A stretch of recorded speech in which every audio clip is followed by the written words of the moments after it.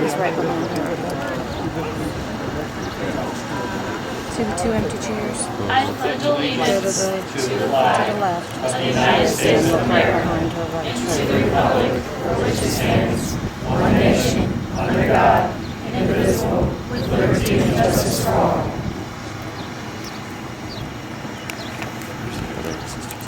Oh, say, can you see by the dawn's early light what so proudly we hailed at the twilight's last gleaming, whose small stripes and bright stars through the perilous fight o'er the ramparts we watched were so gallantly streaming, and the rockets red glare, the bombs bursting in air, gave proof through the night that our flag was still there.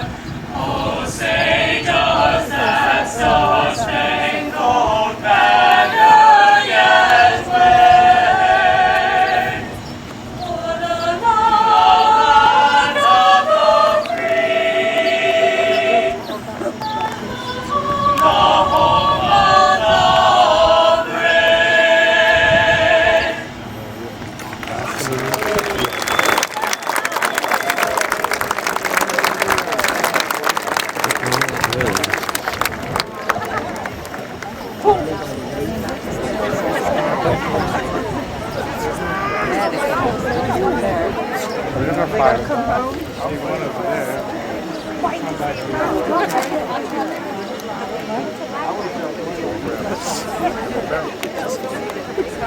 Could he see it? He probably hasn't seen it. He's trying to. He put a regular one in for Mike.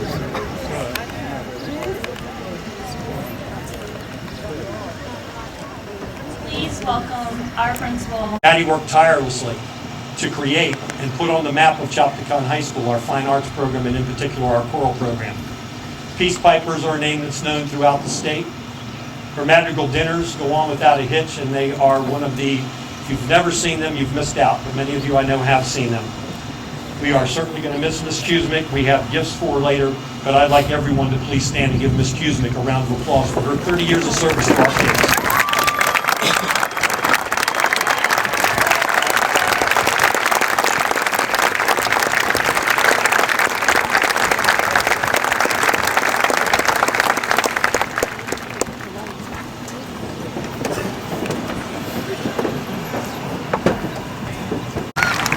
More importantly, it's been a cherished privilege for your parents to share you with our staff and myself for the last 4 years.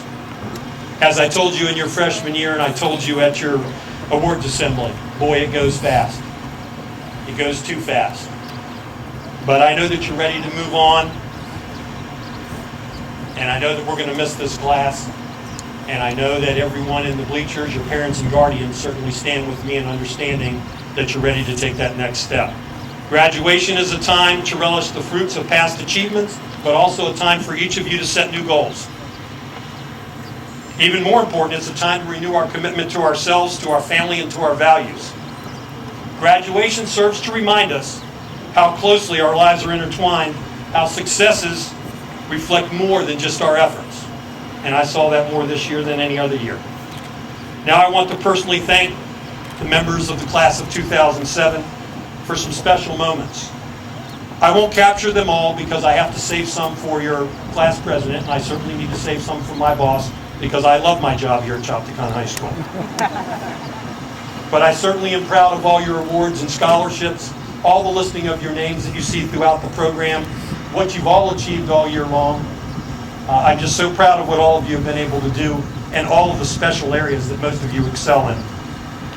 Whether it be in student government or whether I have a chance to go see you at Hagerstown for FBLA, watch you become the biggest FBLA organization on the East Coast within the last 3 years and constantly win that award.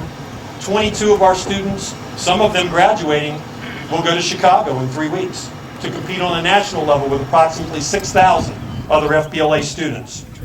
Our marvelous productions of theater, orchestra, band, chorus. We are so lucky to have such a talented group of people, and we are so lucky to have the directors that we have in our building. Our artistic talent that our students possess. Our Air Force Junior ROTC program. How proud I am to have a graduation at this point that really is controlled and run by the ROTC in terms of being line leaders. Hard to notice that when the seniors came in, but the ROTC cadets know how proud I am of their activity and their contribution to this effort. Our beautiful full-color yearbook, all of our extracurricular activities. Christopher Adams earning a President's Volunteer Service Award. James Countess causing the principal to get a haircut like this the day of graduation.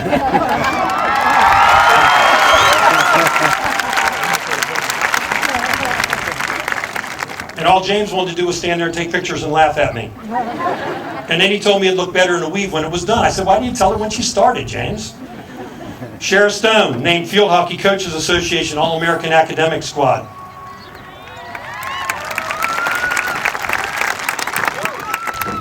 Six gold medalists, 2 silver medalists, 1 bronze medalist in the Maryland Skills USA competition held by the Technical Center. Catherine Hosier named All-Eastern Chorus. 3 Academy nominations, 1 to the Citadel and 2 to the United States Air Force Academy. The cover of tonight's program was designed by Alyssa Marie DeGroat. Would you please stand to get recognition?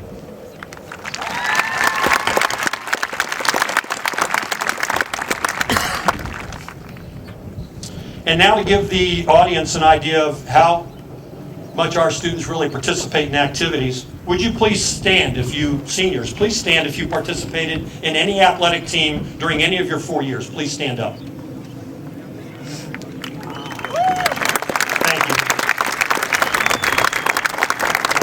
If you participated or were a member of FBLA during any of your 4 years, please stand.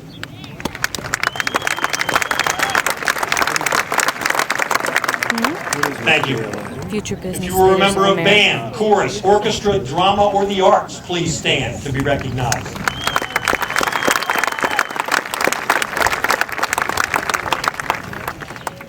If you completed a program at the Dr. James A. Forrest Career and Technology Center, please stand to be recognized.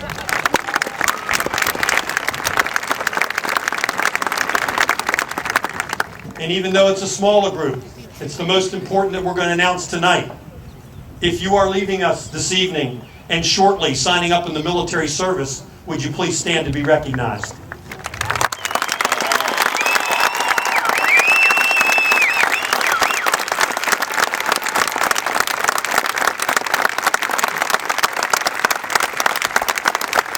Thank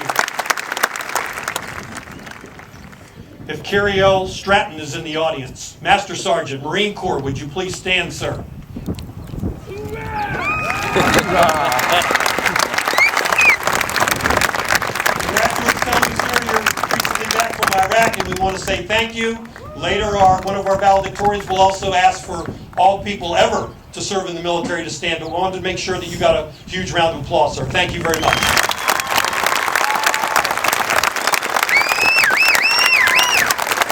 Touch on my short speech. Thank you for that laugh. I went back to history.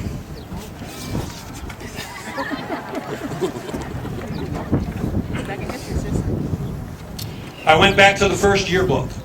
I went back to Dr. Julius A. LeVay. If you remember him, please raise your hand in the audience. I hope it was in a good way. Dr. LeVay published a letter in the first yearbook that I'd like to share with our seniors because I think it epitomizes what I learned from Mr. John Ryan, a former principal who's in the audience this evening, and what I try to carry to work every day when I work with your sons and daughters.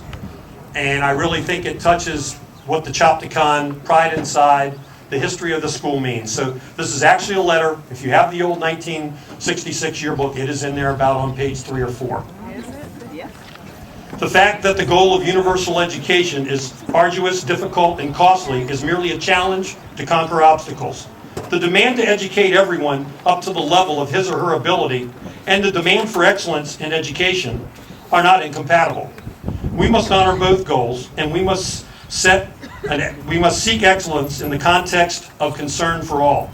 Our nation, if it is to contribute gloriously to civilization, needs all its human resources. It needs educated citizens. It needs homemakers. It needs poets, philosophers, musicians, artists, statesmen, architects, as well as scholars and scientists. Moreover, our most critical need, a decade hence, may be unknown today. Therefore, we must attempt to meet the specific needs of the future by elevating the quality and quantity of talented individuals of all kinds. To this great attempt, we, the teachers of Chopticon, are dedicated. We believe that ultimately the source of a nation's greatness is in the individuals who constitute the living substance of a nation. And we are determined that our country shall have the varied, soundly educated human resources that are essential not only for survival, but for our greatness.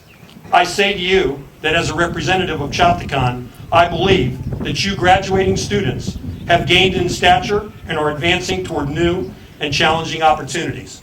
When I read this, I couldn't say it any better, and I think it's a tradition that's carried on, and I thank Dr. LeVay for setting that tone when he was with us in that first years when the school opened up. Thank you, Dr. LeVay. I asked him to appear. He was unable to be here this evening with us, but I thank you, Dr. Julius A. LeVay.